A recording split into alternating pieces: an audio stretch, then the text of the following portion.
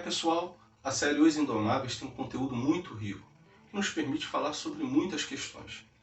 Então, eu trago aqui nesse vídeo hoje de teoria da conspiração, What If Os Indomáveis. Com isso, eu vou fazer uma proposição de alteração da história.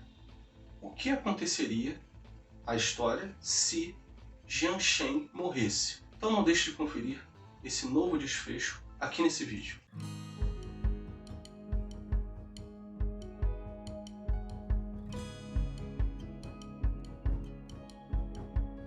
E aí pessoal, tudo tranquilo? Meu nome é Pablo Vital e esse é o canal Network Nerd. Nós temos ali em todas as narrativas pontos principais, questões assim sensíveis ali que, se forem um pouquinho alteradas, elas podem alterar completamente o rumo da história. Então assim, nessa proposição What If, eu trago essa pergunta: o que aconteceria à história se Jian Shen morresse? E não é só a questão de ele morrer, mas como morreu e quando morreu ali na narrativa. Então, nós já vamos conferir essa questão, mas antes eu peço que deixe seu like e a sua inscrição para que a gente continue fortalecendo o canal. E você que é fã de Os Indomáveis, Modal Zushi, aqui dê essa força ao vídeo para que eu continue produzindo cada vez mais vídeos como esses. Então, desde já agradeço e vamos lá. Como eu disse, não só a morte de Jian Shen ali é um fator, mas quando e onde na narrativa também são importantes. Eu localizo vocês aqui no episódio 17, o início do episódio 17. Nós tínhamos que o clã Wen invadiu o Pier Lotus e massacrou o clã Jiang. No primeiro momento, Wei Wuxian, Jiang Sheng e Jiang Yanlin tinham fugido, conseguiram escapar desse massacre ali do clã Jiang. Só que Jiang Sheng é capturado. Wei Wuxian vai tentar resgatá-lo e ele tem a ajuda do Wei Ning. Na história original, o Wei Ning dopa todo mundo, consegue levar o Jian Shen ali por um pequeno barquinho ali. O Wei Wuxian, ele está ferido e tal, inconsciente. Ele entrega ao Wei Wuxian, seu irmão, entrega a Zidian e fala que ele precisa cuidar dos ferimentos, que ele vá a Yiling para a casa da sua irmã, Wen Qing, para tratar dos ferimentos de Jian Shen. Na história original acontece isso. No capítulo 17, o Wei Wuxian leva o irmão até o local indicado e lá ele é tratado pela Wen Qing.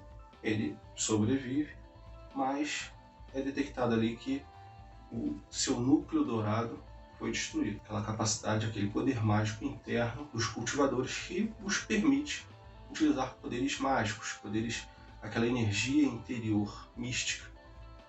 E sem o núcleo dourado, o Jian Shen não pode mais ser um cultivador. Esse foi o drama ali nessa parte da história.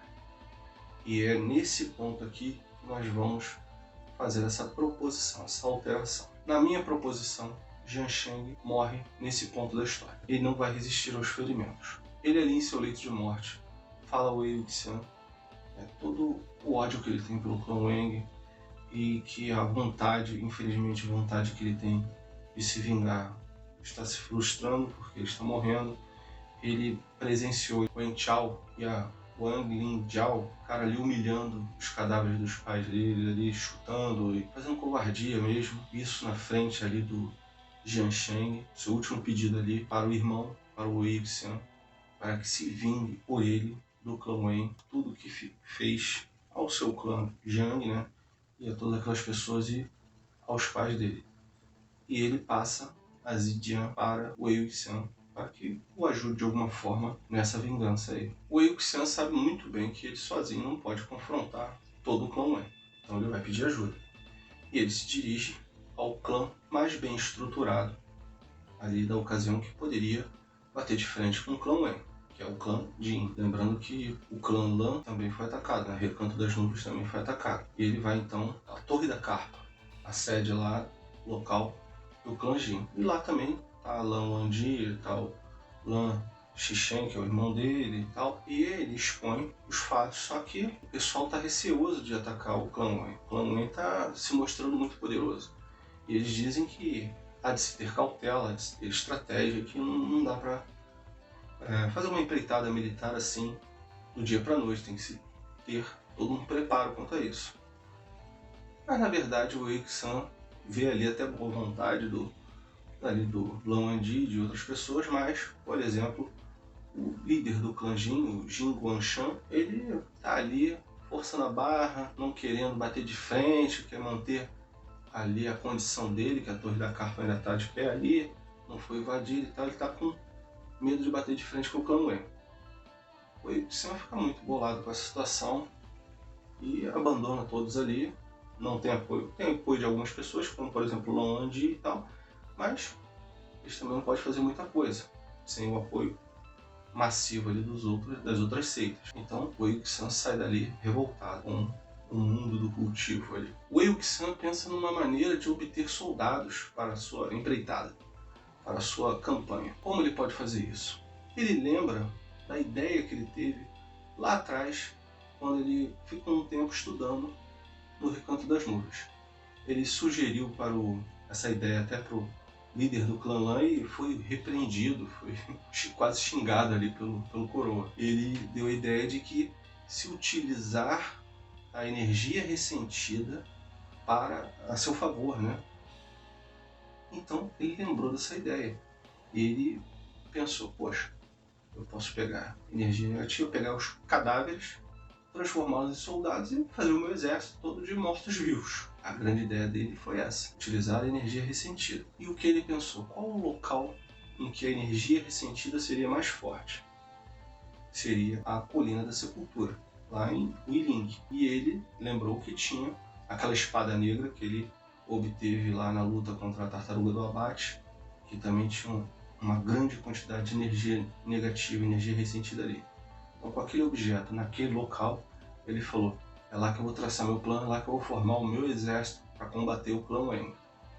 E, assim como no original, ele chegou lá, ficou criando o cultivo demoníaco e criou a Shenqing, a flauta Shenqing, e a partir do material daquela espada negra, ele criou o amuleto do tigre Estígio. Esses dois objetos conseguiriam, assim, utilizar, canalizar melhor as energias negativas, as energias ressentidas. Vou lembrar aqui a vocês como aconteceu esse cultivo, essa criação do cultivo demoníaco na série original.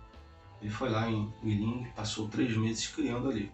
Ele estava ressentido? Estava chateado, estava muito bolado com o espírito de vingança contra Wen Chao, Wang Lingjiao e Wen Zuliu, que foram as pessoas lá na série original que o jogaram ali na Colina da Sepultura. Só que a gente lembrar ali da personalidade do Wei Xun. Ele ficou querendo se vingar pelo que fizeram a ele.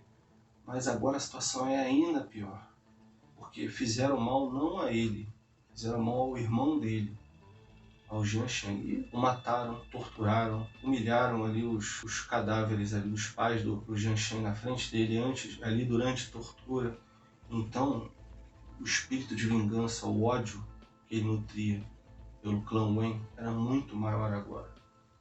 Então, é uma outra forma que ele está cultivando ali o cultivo demoníaco, ele está criando ali o cultivo demoníaco. Essa forma é muito mais brutal. E a gente é só lembrar aqui a fase mais sombria do Wei Xun em toda a narrativa ali, foi quando ele se vingou desses 3. Aquele momento ali foi o momento mais sombrio de Wei Xun. Ocorre que ele agora está se tornando uma pessoa mais sombria do que aquele momento mais sombrio que nós já tínhamos visto. Nessa história alternativa aqui, ele não perdeu seu núcleo dourado. Então ele continua com os poderes de cultivador dele. Ele tem o cultivo demoníaco, tem ali os poderes dele, pode utilizar o cultivo tradicional.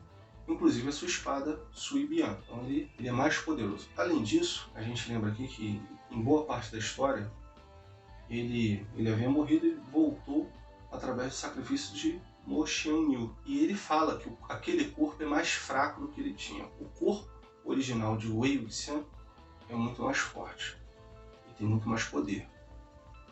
Então assim, ele está no ápice da sua força, do seu poder. E ele está com tudo, ele está com, vamos dizer assim, os poderes convencionais dos cultivadores e com o cultivo demoníaco que ele está criando e aperfeiçoando cada vez mais. Com a força, com o poder extra do amuleto do tigre Estígio.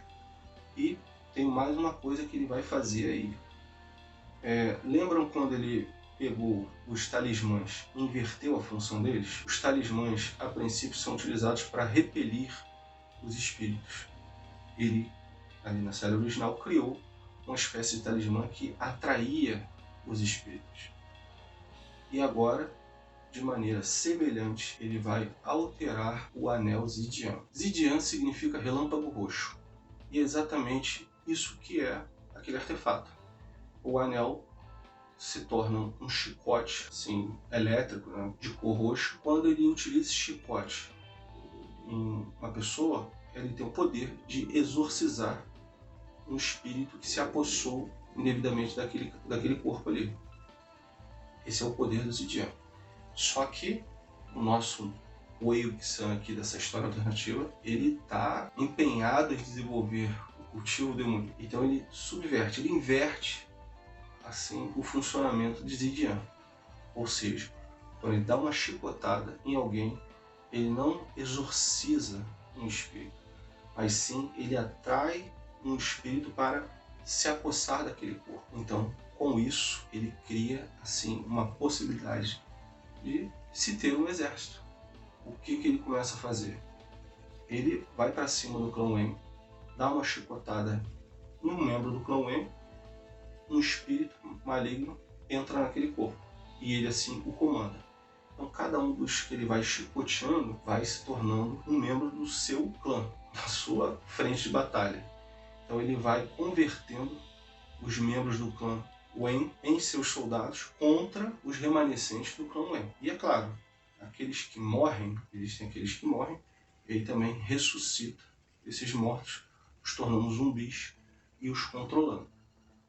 Com isso, ele empreende uma campanha inicialmente sozinho com o clã Wen, contra o clã Wen, e ele vai matando essas pessoas do clã e vai tornando-os seus soldados. Após a queda do clã Wen de maneira tão assim ruim, né, tão horrível, todo mundo do cultivo se volta contra o Wei-Wuxian. Uns simplesmente por ganância, porque cobiçam o poder do amuleto do Tigre Estígio, outros até mesmo por nobreza, porque acham que não se pode fazer aquilo, é uma maneira repugnante de se tratar uma pessoa, mesmo que seja um adversário, mesmo que seja um vilão. Então, seja de um pensamento, uma corrente de pensamento ou de outro, todo mundo do cultivo se volta contra o Wei-Wuxian e assim se organiza uma nova grande guerra. Todo mundo do cultivo contra o Wei-Wuxian e seus soldados mortos-vivos. Como era de se esperar, o Wei-Wuxian aplica a mesma estratégia e, com isso, vai derrotando os exércitos, dando baixa nos soldados adversários e aumentando o seu número de soldados mortos-vivos. E até que chega um momento em que um pequeno grupo de cultivadores resta, formado ali pelos vários clãs, mas um pequeno grupo. E esse grupo está cercado por milhares de mortos-vivos. Dos personagens conhecidos ali, nesse pequeno grupo que sobrou, nós temos Jin Zixuan, Lan Xixen e Lan Wangji. E quando esse grupo fica ali pequeno, o próprio Lan Wangji segue para cima do Wei-Wuxian para lutar, para confrontá-lo diretamente. Uma luta ali individual. Lan Wangji começa a lutar ali com o Wei-Wuxian, começa a falar com ele, começa a lembrar das coisas do passado e o Wei-Wuxian já começa a titubear um pouco ali enquanto está lutando contra Lan Wangji. Relembrando ali realmente o passado, voltando um pouco onde são as lembranças que ele tinha. Ele ficou cego pela vingança, ficou cego por esse poder ali do cultivo demoníaco. E ele tá nessa, né, tá meio que titubeando ali, quando acontece ali a gota d'água. Chega a sua irmã ali ao campo de batalha, a Jiang Yanli, e ela traz nos braços o ainda bebezinho, seu filho, o Jinlin. Ela mostra, assim de longe, né, ao Wei-Wuxian, o sobrinho, e fala que o seu irmão, Jianshen, não gostaria de ver aquele mundo ali que o Wei-Wuxian estava criando ser o mundo em que o sobrinho ia viver. Nesse momento, o Wei-Wuxian assim, voltou à razão. E num misto de distração e também mesmo querer que aquilo acontecesse ali durante a luta, Lan Wangji transpassa sua espada em Wei Wuxian. O Lan Wangji até fica meio assustado, porque não esperava que aquele golpe fosse atingir o adversário ali. O Wei Wuxian, ferido, recua um pouco, chorando, pede desculpa. Nesse momento, todos os mortos-vivos param. Ele pega os 3 artefatos, a Shan Qing, o amuleto do Tigre Estígio e a Zidian, coloca nas mãos, se afasta dali do pessoal, do Lan Wangji e dos outros, começa a concentrar ali a energia ali nas mãos, até que os 3 artefatos ali explodem junto com ele. E quando isso acontece, quando ele perde a vida, todos os zumbis que estavam no campo de batalha caem no chão, mortos dessa vez mesmo, ficam mortos ali. E assim termina de forma trágica essa rota alternativa que a história se deu com a morte de Jiang Shen naquele ponto ali da história, no capítulo 17. E aí, pessoal, vocês que são fãs de Os Indomáveis, gostaram dessa história alternativa? Gostaram dessa suposição aqui? Esse rumo trágico que a história tomou foi legal? Vocês acham que podem melhorar? Que podem fazer em outros pontos da história outras mudanças para a história pegar outros rumos? Deixe aqui seus comentários, façam suas sugestões, que eu produzo um novo vídeo aqui.